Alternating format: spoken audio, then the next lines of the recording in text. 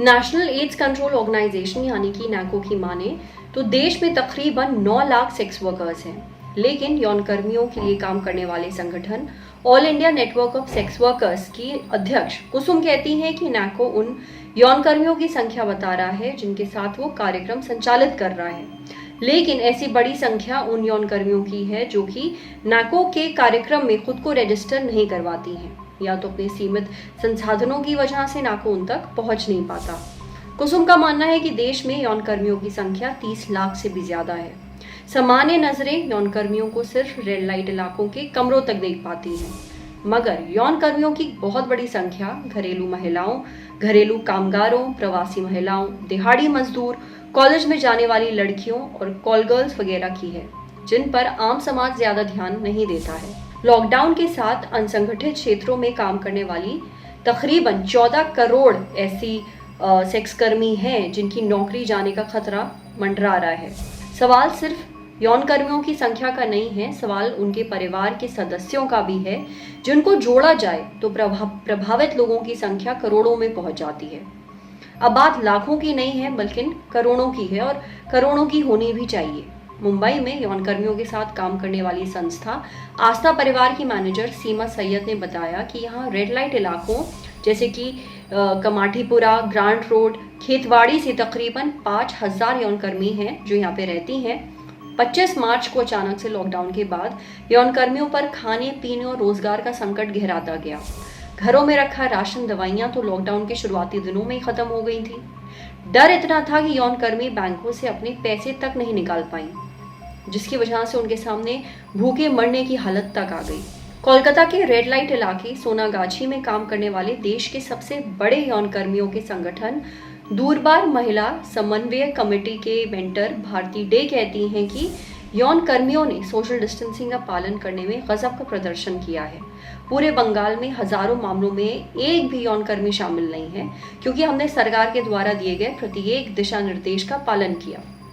दूरबार के कार्यकर्ताओं ने लॉकडाउन से पहले ही घर घर जाकर फोन के द्वारा यौन कर्मियों और उनके परिवार के सदस्यों को कोरोना से बचने के उपाय बताए थे, जो प्रयास आज भी जारी हैं। अब लॉकडाउन के बाद की स्थितियां कैसी हैं? इस सवाल पर यौन कर्मियों और उनके संगठनों का जवाब लगभग एक जैसा है, जिसमें काम का संकट, जीवन यापन की चुनौतियां, मानसिक तनाव में इजाफा, हिंसा और भेदभाव में बढ़ोतरी जैसी समस्याएं सामने आती हैं। नाम न बताने की शर्त पर उत्तर प्रदेश के गोरखपुर की एक यौनकर्मी बताती हैं कि मेरे बच्चे का जन्मदिन था, बोला केक खाना है, हमारे पास दूध तक के पैसे नहीं थे, केक कहाँ से लेकर आते। खैर, केक वाले की दुकान पर गए तो केक वाले ने सेक्स करने की शर्त पर केक बनाने की बात कही। महिला का बेटा शाम को केक काट पाया क्योंकि माँ को लॉकडाउन में सेक्स वर्क करना पड़ा। अब आखिर क्या चाहती हैं ये सेक्स वर्कर्स?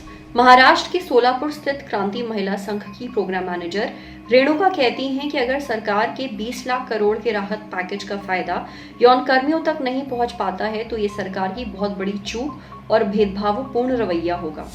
सबसे पहले सरकार को हर प्रकार की पेंशन की राशि में कम से कम 50% की बढ़ोतरी करनी चाहिए और एक आपातकालीन पेंशन फंड की व्यवस्था करनी चाहिए, जिसका फायदा एकल महिला, प्रवासी मजदूर, यौनकर्मी, ट्रांसजेंडर, HIV और गंभीर बीमारियों से संक्रमित लोगों, बुजुर्गों, विकलांगों, बेघरों इत्यादि को मिल पाए। AINSW के अध्यक्ष कुसुम बताती हैं कि पिछले 2.5 दशकों से भी ज्यादा समय से देश में एड्स नियंत्रण कार्यक्रम भारत सरकार चला रही है। यौन कार्य पर यह संकट कम से कम आने वाले 1 से 2 सालों तक रहने वाला है।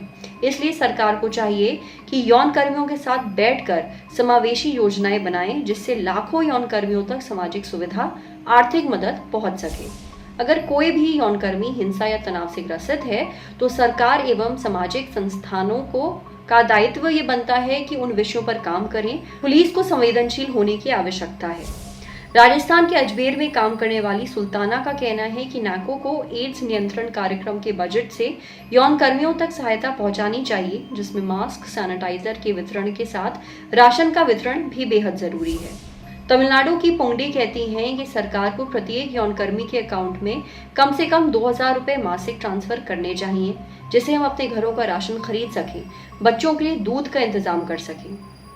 उषा कॉर्पोरेटिव की शताब्दी शाह कहती हैं कि जब सभी लोग अपनी सेविंग निकाल लेंगे तो कॉर्पोरेटिव के सामने भी संकट खड़े हो जाएंगे।